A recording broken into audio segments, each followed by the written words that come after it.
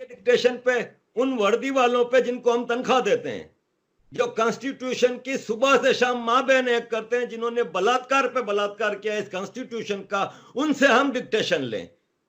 जिस दिन इस पाकिस्तान में इंसानों की हुकूमत आ जाएगी, महजीब हुकूमत आ जाएगी, ये बाजवे पाजवे सारे वर्दी वालों को लटकाया जाएगा अदालतों के जरिए। इन लोगों ने क्राइम्स अगेंस्ट ह्यूमैनिटी किए हैं, पाकिस्तानियों को मारे हैं। मुझे बताएं दुनिया में एक हिस्ट्री में आर्मी जो अपने ही बंदों का कत्लेआम करे।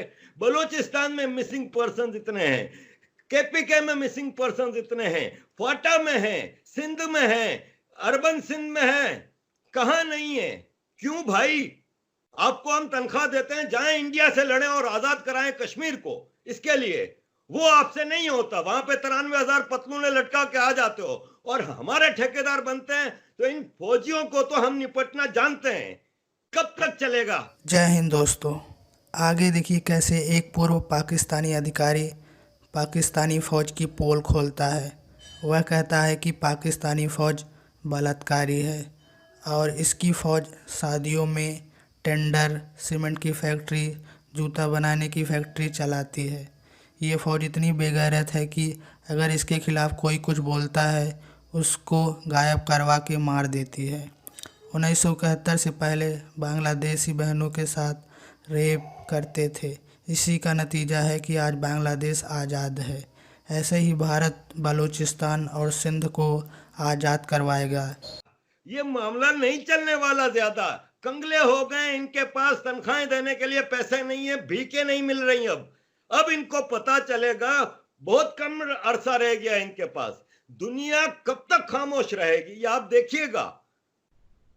लेकिन सर सब लोग जैसे अगर इवन हम भारत की भी बात करें तो वो तो अपनी फौज की अगर कोई कमजोरी हो भी तो उसको छुपाते हैं, बहुत सपोर्ट करते हैं कि जी अगर हम वो कहते हैं अगर हमारी फौज ना होती तो हम इतने मजबूत ना होते। तो हम एज अ पाकिस्तानी हम अपनी फौज को क्यों सपोर्ट नहीं करते? क्या ये चीजें सब हम हमारे पास कोई प्रूफ है इन सब बातों का? हम कोई दावा कर सकते हैं कि बात सच है, सिर्फ फैलाई भी नहीं है? देखें, इंडिया की आर्मी कोई अस्करी सीमेंट नहीं चलाती, कोई शादी हॉल नहीं चलाती, कोई जमीनों पे कब्जे नहीं करती, कोई डीएचए नहीं बनाती, कोई बहरिया टाउन बना के एक दुनिया के करप्ट तरीन जाहिल तरीन इंसान को मलिक रियाज बना के पाकिस्तान का अमीर तरीन आदमी नहीं बनाती भारतीय फौज। भारत की फौज को मैं सलाम करता हूं सिर्फ एक बात पे, कि वो अपने कॉन्स्टिट्यूशन, अपनी पॉलिटिकल लीडरशिप के ऑर्डर्स को फॉलो करती है। हमारी आर्मी तो बेगैरत है। हमारी आर्मी को हम सपोर्ट करेंगे जिसने हमारे अपने भाइयों को मारा है। बांग्लादेश का जेनोसाइड आपको याद होगा, या इसको आप डिनाई करेंगी? क्या वहां पे बंगाली औरतों का जो बलात्कार हुआ है या जो रेप हुआ है, पाकिस्तानी नहीं थी? किस बुनियाद पर उनका रेप हुआ? जिस पे मर्जी आई रॉ का ठप्पा लगा दिया कि जी रॉ एजेंट है, उन पर ऑपरेशन करेंगे।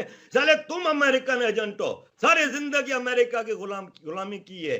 जिसने उसामा बिन लादेन को पकड़ाया था, कर्नल इकबाल सईद, उसके घर की वीडियो कल रात वायरल हो रही है, जिसमें है वतन के सजीले जवानों गाना गा रही है। और ये जितने कर्नल पर्नल सारे भागे हुए अमेरिका में अय्याशी की जिंदगी गुजार रहे हैं, हाथ में विस्की के गिलास पकड़े हुए हैं। ये फौज की हम इज्जत करें? ये बाजवे की, ये शरीफ की, ये राहिल शरीफ जो इतनी बड़ी बड़ी बातें करता रहा, 1 अरब 26 करोड़ रुपए की जमीन दी है इसको, क्या इसकी खिदमत है सिवाय लूटने के, सिवाय 7 स्टार फोर्सेस के? और दुनिया की पहली आर्मी है जिसका आर्मी चीफ रिटायर होता है, दूसरे दिन किसी और मुल्क की नौकरी करने चला जाता है। इतना स्ट्रेटेजिक पोजीशन होती है। जिसका आईएसआई चीफ पाशा शेखों के जूते चाट रहा है। पाकिस्तान की न्यूक्लियर आर्मी का चीफ शुरता बना हुआ है शेख मोहम्मद का। इस फौज की मैं इज्जत करूं? अरे लानत भेजता हूं मैं इस फौज पे। पाकिस्तान मेरा जिंदाबाद है, पाक फौज मेरे लिए मुर्दाबाद है। लेकिन सर अगर पाक फौज ना होती तो आपको नहीं लगता कि अफगानिस्तान होती तो पाकिस्तान एक जन्नत होता? पाक फौज के होने से कुछ नहीं हुआ। हमने 55% पाकिस्तान इसी पाक फौज के होते हुए खो दिया। हमने, पाक फौज ने हमारे लिए क्या किया है? पाक फौज ने अफगान वार के जरिए ड्रग्स और हथियारों का अंबार लगा दिया कराची में और पाकिस्तान में। इस फौज की कोई एक खिदमत तो बताएं। या इन्होंने जाके आपका पीओके आजाद करा दिया है, या इन्होंने कई जन्नत शहद की नहरें भी चला दी हैं। अरे पानी तक कराची का ये सप्लाई करते हैं। ये बेगैरत करबला वाले यजीद से बड़े काफिर हैं साले। तो सर आपको लगता है कि कभी हमारे जैसे हमारी जो अदालतें हैं जो या हमारे जो लोग हैं जो नैब है वो जिस तरह से पॉलिटिशियन से पूछते हैं कि पैसा कहाँ से आया, ये चीज कहाँ से ली, आपको लगता है कभी ये सारे सवालात हम जजेस से और रिटायर्ड फौजियों से कर पाएंगे? मैं एक कंपनी में काम करता हूं, क्या मैं अपने मालिक से पूछ सकता हूं कि तुम्हारे पास इतना पैसा कहां से आ रहा है, क्या है? तो ये जजेस तो मालिकों से कैसे पूछेंगे अपने? किसी जज की हिम्मत है जो अदालत के दरवाजे के अंदर जाए अगर आर्मी की आशीर्वाद ना हो? इस मुल्क में हर चीज आर्मी करती है। अब तो डायरेक्ट पीआईए का चीफ तो आर्मी, वापडा का चीफ तो आर्मी, सुपारको का चीफ तो आर्मी। अब तो सारे 17 एम्बेसडर जो परसों लगाए गए हैं उसमें 7 फौजी। ये तो सामने सामने अंदर खाने तो कराची में पानी रेंजर्स देती है। आपको तो पता है, आप कराची से हैं, आज से नहीं 25 साल से। क्या कराची में रेंजर्स को पानी के टैंकर चलाने के लिए बुलाया था या शादी हॉल चलाने के लिए बुलाया था? तो आर्मी से सवाल खाली अवाम कर सकती है। ये जजेस तो साकिब निसार पूछेगा, जिसके बच्चे यहाँ पे 7 स्टार लाइफ गुजार रहे हैं। वो जजेस पूछेंगे जिनकी पेंशन 9 लाख रुपया है, जिनको सारी जिंदगी के लिए आफ्टर रिटायरमेंट एक खानसामा, एक 2 नौकर, एक ड्राइवर और 4 सिक्योरिटी वाले सारी जिंदगी के लिए मिलते हैं। ये जजेस करप्शन की पोटलियां तो ये खुद हैं। जो नैब का डायरेक्टर जिसका आप कह रहे हैं कि वो इन फौजियों से पूछे, वो खवातीन को अपने ऑफिस में बुला के क्या क्या पूछता रहा है, इसकी वीडियो वायरल है करंट। ये जो नैब का डायरेक्टर है, और उन वीडियोस के बाद भी वो डायरेक्टर है, वो कमीना करप्ट इंसान दुनिया से हिसाब किताब मांग रहा है, जो खुद साला करप्ट है। लेकिन सर ये तो ये भी कहते हैं कि जी जो भी कंपनीज चल रही हैं वो आर्मी के वो लोग चला रहे हैं जो रिटायर हो गए हैं, और रिटायर होने के बाद वो कुछ भी कर सकते हैं। अच्छा, यानी टैक्स फ्री? ये सारे फौजी फाउंडेशन टैक्स फ्री चल रहे हैं किस हिसाब में भाई? तुम लोगों को जिंदगी में जब आर्मी में होते हो तो बेहतरीन तनख्वाहें, बेहतरीन लूटमार, ये हर जगह लूटमार करते हैं। इनको बलोचिस्तान भेजते हैं, वहां भी लोगों के घरों में जाके चीजें लूटते हैं। बंदा उठा के उसके अगेंस्ट 2 लाख रुपए में बंदा छोड़ते हैं, 4 लाख में बंदा छोड़ते हैं। ये सारी जिंदगी कमाते हैं। इसके बाद 5 स्टार पेंशन, मेरे पास फिगर्स कहीं लिखे हुए हैं इसी बजट में कि 111 अरब थे शायद सिविलियन पेंशन के लिए, 400 अरब इनकी पेंशन के लिए। इनको पेंशनें दो। ये अमेरिका, ऑस्ट्रेलिया में सारे फौजी बैठे हुए हैं, कनाडा में। मेरी अभी परसों एक आदमी से कनाडा में बात हो रही थी, वो कहता है जिस इलाके में रहता हूं, कहता है सारी फौज बैठी हुई है, सारे रिटायर्ड जनरलों के, किसी का बच्चा रह रहा है, कोई खुद रह रहा है। ये सब माल बना रहे हैं। इसके बाद भी टैक्स फ्री चैरिटी फंड में इनको हम 100 कंपनियां खोल दें, नंबर 1। नंबर 2 ये कि ये धंधा करने के लिए फौजी नाम इस्तेमाल नहीं कर सकते। क्यों नाम इस्तेमाल कर रहे हैं? तो नहीं, धंधा करने बहरिया बहरिया जो है उसका नाम इस्तेमाल नहीं करने देना चाहिए था इनको। वो किस राइट से बहरिया नाम इस्तेमाल कर रहे हैं? कई चीजें हैं। डॉक्टर शकील आफरीदी को आप बंद कर देते हैं कि उसने ओसामा का डीएनए कंफर्म किया था। उस कर्नल इकबाल सईद को कोई नहीं बोल रहा जो लास वेगास में बैठा है, जिसने $50 मिलियन लिए हैं ओसामा बिन लादेन की मुखबरी के, सिर्फ इसलिए कि वो वर्दी वाला है। तो अब इस फौज को एक दिन आने वाला है कि ये अवाम में फौजी बाहर निकलेगा तो वर्दी में नहीं निकलेगा, इसको इतना खौफ होगा। सड़कों पे अगर इनको घसीटा ना गया तो ये आप देखिएगा, वक्त आने वाला है। 22 करोड़ पाकिस्तानी मर रहा है रोज की बुनियाद पे, भूख की बुनियाद पे। और उनकी दाद रसी कराने के लिए जो पपिट आता है लाड़का ना, उसको 135 किस्म के खाने बना के सालिम हरम और पता नहीं क्या क्या इनको खाने खिलाए जाते हैं। ये बेगैरतों का टोला है।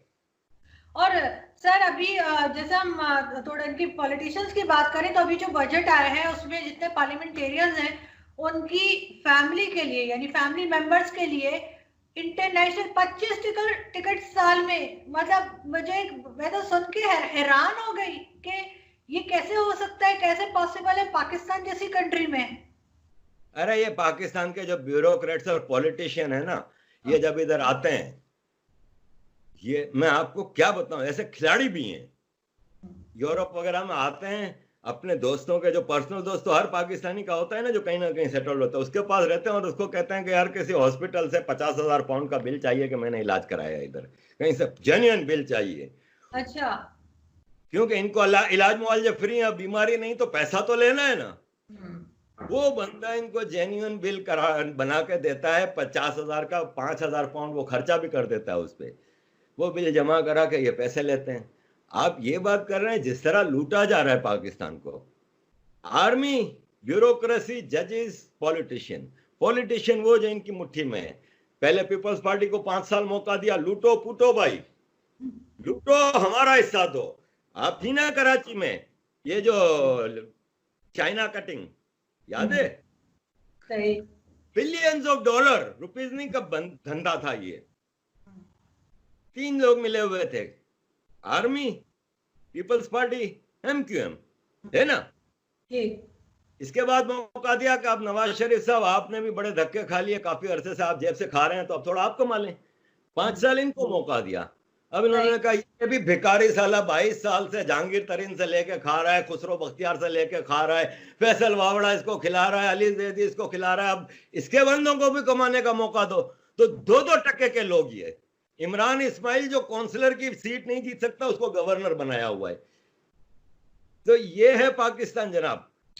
सर मैं तो यही चाहती हूँ कि चाहे वो चाइना हो, चाहे पाकिस्तान हो, चाहे इंडिया हो, हर जगह अमन रहे, क्योंकि अच्छा तो नहीं लगता जब इस तरह से लोग मरते हैं सब।